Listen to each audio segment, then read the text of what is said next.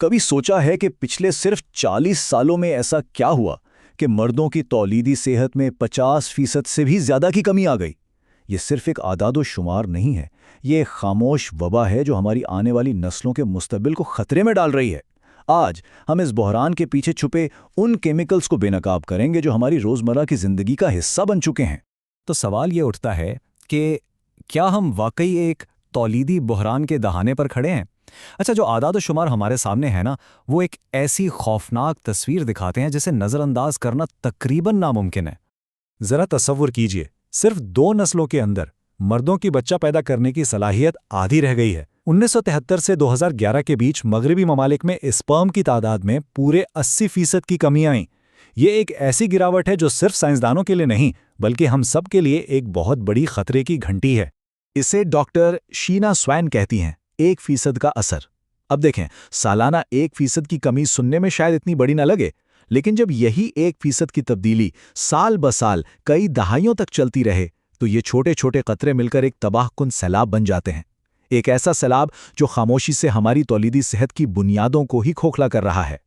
اور یہ مسئلہ صرف انفرادی خاندانوں تک محدود نہیں ہے، اس کا اثر عالمی سطح پر ہو رہا ہے۔ دیکھیں، 1960 میں خاندان میں اوسطاً 5 بچے ہوتے تھے، آج یہ تعداد گھٹ کر 2.5 سے بھی کم رہ گئی ہیں۔ اب اس کا مطلب کیا ہے؟ کم ہوتی آبادی کا مطلب ہے کم کام کرنے والے ہاتھ، معاشی جمود اور ہمارے پورے سماجی ڈھانچے پر بے پناہ دباؤ۔ تو یہ ایک عالمی بحران ہے جو امیر غریب ہر ملک کو اپنی لپیٹ میں لے رہا ہے۔ تو آخر اس عالمی بحران کا ذمہ دار کون ہے؟ اس سوال کا جواب ہمیں ایک سائنسداں ڈاکٹر شینا سوان کی 2 دہائیوں پر محیط ایک انتھک تحقیق میں ملتا ہے۔ یہ ایک ایسی تحقیق کی کہانی ہے جس نے انہیں ایک شک کرنے والی محقق سے ایک ایسی آواز میں بدل دیا جو پوری دنیا کو خبردار کر رہی ہے۔ جب ڈاکٹر سوان نے 90 کی دہائی میں پہلی بار یہ اعداد و شمار دیکھے تو سچ پوچھیں تو انہیں خود بھی یقین نہیں آیا، لیکن پھر انہوں نے خود تحقیق شروع کی اور صرف 6 مہینے کے سخت تجزیے کے بعد وہی خوفناک نتیجے ان کے سامنے تھے۔ تب وہ جان گئیں کہ وہ کسی بہت بڑے مسئلے کی دہلیز پر کھڑی ہیں۔ پھر اگلے 20 سالوں میں ان کی ہر تحقیق نے اس شک کو ایک ناقابل تردید حقیقت میں بدل دیا، اور اس کا کلائمیکس تھا 2017 کا وہ تاریخی مطالعہ جس نے پوری سائنسی دنیا میں جیسے تہلکہ مچا دیا۔ اب دیکھیں، کسی بھی اچھی سائنسی تحقیق کا پہلا قدم کیا ہوتا ہے؟ یہی کہ آپ سب سے عام، سب سے واضح مجرموں کو لائن میں کھڑا کریں۔ تو کیا یہ گنتی کے طریقوں میں تبدیلی کی وجہ سے تھا، یا شاید طرز زندگی کے عوامل جیسے سگریٹ نوشی اور موٹاپا؟ ڈاکٹر سوان نے ان سب کو ایک ایک کر کے پرکھا، لیکن ان میں سے کوئی بھی اس تیز رفتار گراوٹ کی پوری وضاحت نہیں کر سکا۔ معمہ اور گہرا ہو گیا، اور اصل مجرم اب بھی پردے کے پیچھے ہی تھا۔ جب تمام روایتی وضاحتیں ایک ایک کر کے فیل ہو گئیں تو صرف ایک ہی نتیجہ باقی بچا۔ اگر یہ مسئلہ ہماری جینز میں نہیں ہے، کیونکہ ارتقاء اتنی تیزی سے کام نہیں کرتا، 2 نسلوں میں 50% کمی جینیاتی نہیں ہو سکتی، تو پھر یہ لازمی طور پر ہمارا ماحول ہونا چاہیے۔ ہم نے اپنی دنیا میں، اپنی زندگیوں میں کچھ ایسا داخل کر دیا ہے جو ہمارے جسموں کی بنیادی بائیولوجی کو ہی بدل رہا ہے۔ اور یہاں سے ہماری تحقیق کا رخ ان خاموش قاتلوں کی طرف مڑتا ہے جو ہماری روزمرہ کی چیزوں میں چھپے ہوئے ہیں۔ یہ وہ پوشیدہ کیمیکلز ہیں جو ہمارے ہارمونز کے نازک سسٹم پر حملہ کر رہے ہیں۔ دیکھیں، یہ ماحولیاتی حملہ 2 طرف سے ہو رہا ہے۔ ایک طرف تو ہے طرز زندگی کے عوامل جیسے موٹاپا یا تناؤ، جن پر کسی حد تک ہمارا کنٹرول ہے، لیکن دوسری طرف، اور شاید زیادہ خطرناک، وہ کیمیائی حملہ ہے جو ہماری مرضی کے بغیر ہو رہا ہے۔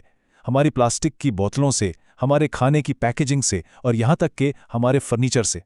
ان کیمیکلز کا سائنسی نام تو ہے انڈوکرائن ڈسرپٹنگ کیمیکلز یا EDCs، لیکن ڈاکٹر سوان نے ایک بہترین نام دیا ہے، ہارمون ہیکرز۔ اور یہ نام بالکل صحیح ہے۔ یہ کیمیکلز ہمارے جسم کے کمیونیکیشن سسٹم میں ہیکرز کی طرح گھس جاتے ہیں۔ یہ ہمارے ہارمونز کی نقل کرتے ہیں، انہیں بلاک کرتے ہیں یا ان کے سگنلز میں گڑبڑ پیدا کر دیتے ہیں، اور نتیجہ ہماری تولیدی صحت کا پورا نظام درہم برہم ہو جاتا ہے۔ اچھا، ان تمام ہارمون ہیکرز میں سے ایک گروہ ہے جو خاص طور پر خطرناک سمجھا جاتا ہے، فیپلیٹس۔ یہ وہ کیمیکلز ہیں جو نرم پلاسٹک اور خوشبوؤں میں پائے جاتے ہیں۔ ان کیمیکلز کی کہانی ہی ہمیں اس بحران کے بالکل مرکز تک لے جاتی ہے اور نامکمل مردانگی کے اس پراسرار کیس کو حل کرتی ہے۔ تو یہ سب شروع کہاں سے ہوتا ہے؟ ماں کے پیٹ میں۔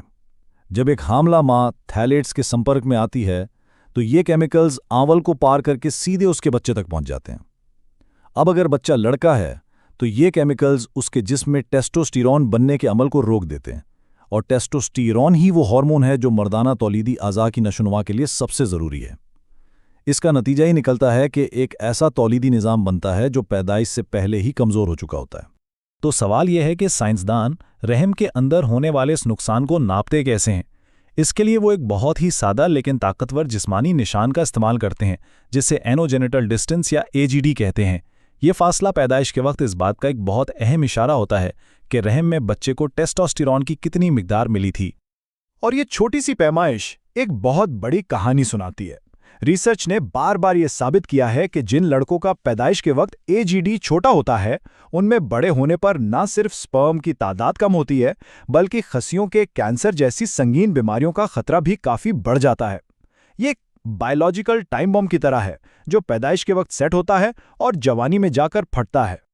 ये सब कुछ जानने के बाद अब असल सवाल ये नहीं है कि मुस्तकबिल कैसा होगा, बल्कि ये है कि हम मुस्तकबिल को कैसा बनाना चाहते हैं। क्या हम उसी रास्ते पर चलते रहेंगे जो बांझपन की तरफ जा रहा है, या क्या हम उम्मीद की इस हल्की सी किरण को पकड़कर अपना रास्ता बदलेंगे? और देखें, मसला सिर्फ साइलेज का नहीं है। हम एक केमियाई कॉकटेल में जी रहे हैं। बीपीए है, पीएफएस हैं, फ्लेम रिटार्डेंट्स हैं। ये सब मिलकर एक ऐसा जहरीला मिक्सचर बनाते हैं जिसका मुश्तरका असर उसके अलग अलग हिस्सों के जोड़ से कहीं ज़्यादा खतरनाक होता है। ये ज़रब का असर है, जमा का नहीं। लेकिन इस सारी तारीख तस्वीर में उम्मीद की एक बहुत बड़ी किरण भी है, और वो ये है कि बहुत से बदतरीन मुजरिम जैसे थैलेट्स और बीपीएस गैर मुस्तकिल हैं। इसका मतलब क्या है? इसका मतलब यह है कि अगर हम आज इनसे अपनी दूरी बना लें तो हमारा जिस्म कल तक खुद को साफ करना शुरू कर सकता है। हमारे जिस्मों में खुद को ठीक करने की एक नाकाबिल यकीन सलाहियत मौजूद है। जानवरों पर की गई तहकीक हमें एक वाज़े रास्ता दिखाती है। अगर हम माहौल को साफ कर दें तो सिर्फ 3 नस्लों के अंदर तौलीदी सेहत पूरी तरह बहाल हो सकती है। इंसानों के लिए इसका मतलब है तकरीबन 75 साल। ये एक लंबा सफ़र है, लेकिन ये इस बात का सबूत है कि आज हम जो फैसले करेंगे वही हमारे पोते पोतियों के मुस्तकबिल का तयन करेंगे। तो आखिर में सवाल हमारी बायोलॉजी का नहीं रहा, बल्कि हमारी मर्जी का है। हमारे जिस्म तो ठीक होने के लिए तैयार हैं, लेकिन क्या हम एक मुआशरे के तौर पर वो मुश्किल फैसले करने के लिए तैयार हैं जो हमारे माहौल को ठीक करने के लिए ज़रूरी हैं?